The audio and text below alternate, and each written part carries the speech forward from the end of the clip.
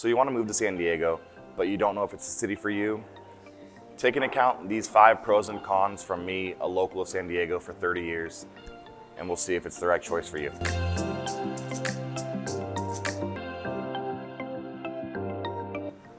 So I think the biggest con of living in San Diego is obviously got to be the cost of living.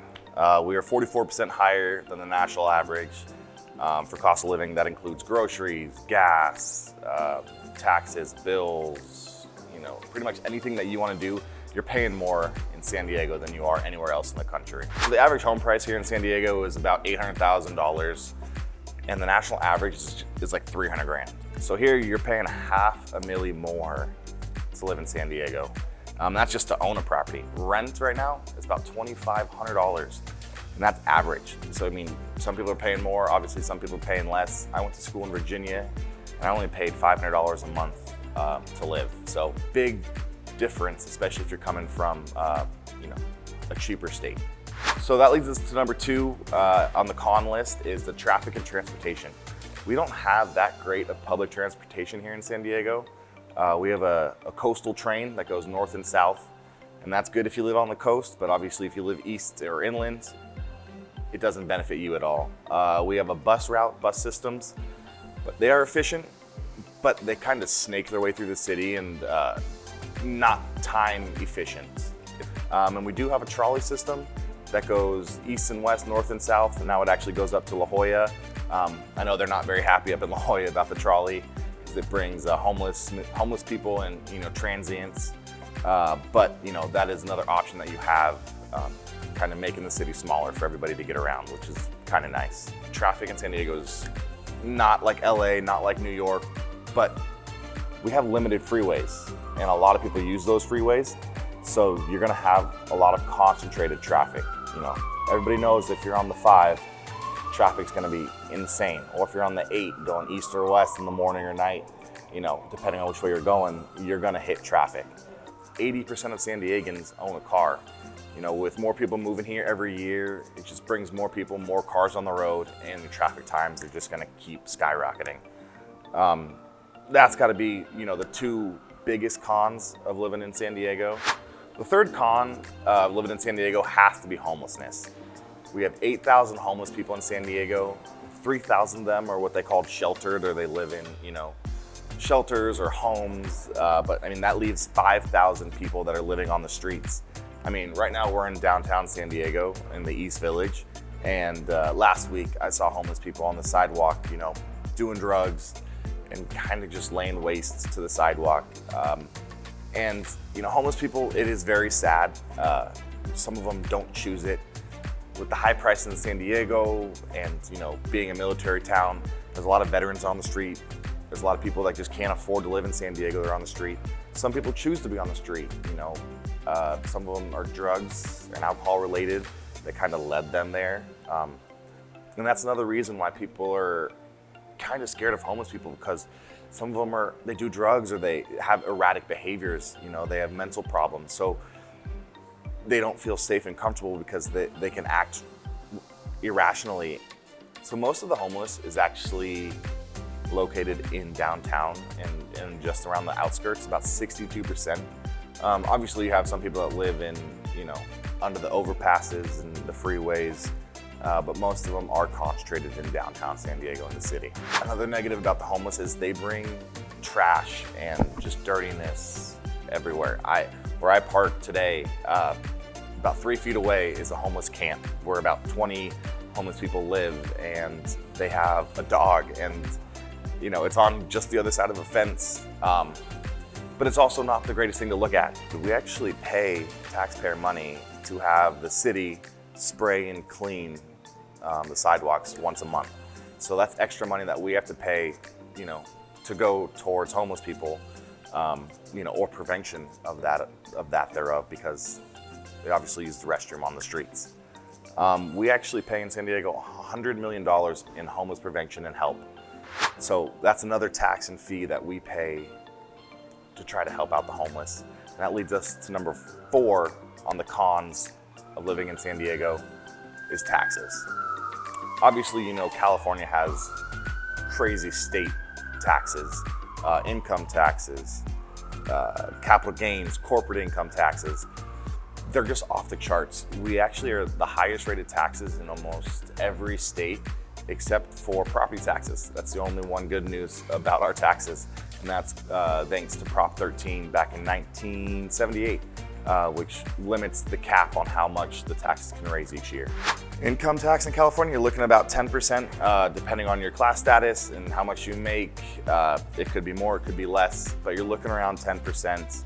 Sales tax can be anywhere from 6 to 8%. I think we're close to 7.5% right now.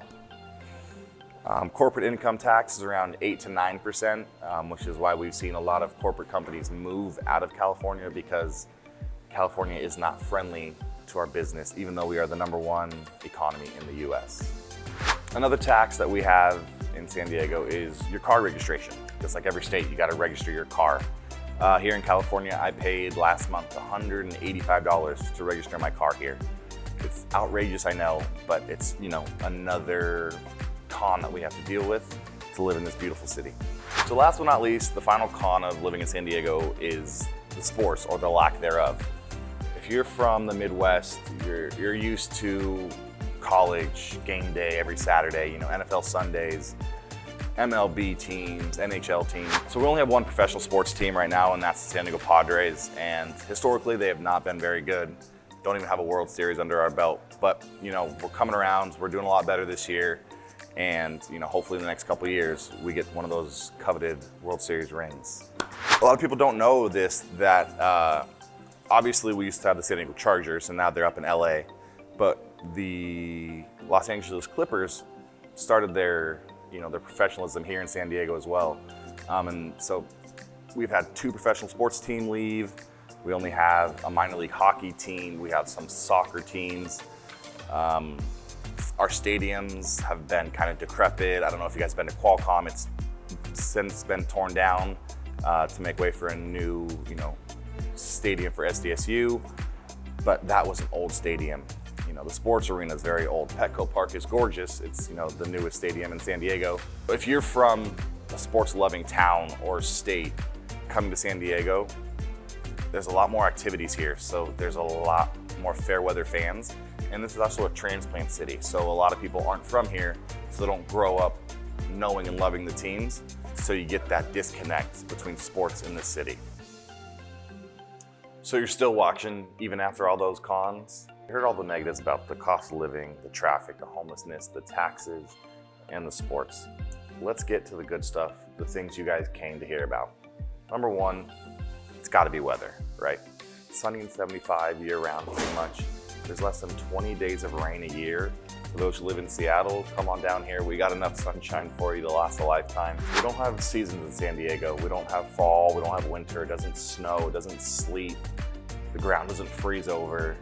We basically have 2 seasons, summer and cold summer. So the good thing about the location of San Diego is that if you want to go skiing, or if you love the snow, you can do that in 2 hours.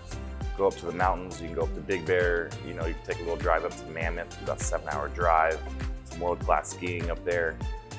Anything that you want to do in San Diego, it's here for you. Yeah, so the weather, obviously, everybody thinks of San Diego, they think of the beach, sand, the waves, the water, the boardwalk, and it is truly amazing. If you haven't been here, you gotta come just to check it out. It'll change your life. The ocean's beautiful. It actually helps with our temperature and why we have such a moderate climate, and keeps us sunny and 75 year round. It really doesn't get that cold here. It might get into the 40s at night in the the heart of the winter, but if you just have a jacket or a sweatshirt, you should be fine. We actually have sometimes we have seasons in one day. So basically you'll have like winter in the morning, you'll have spring in the late morning, you'll have summer in the afternoon, and fall in the evening.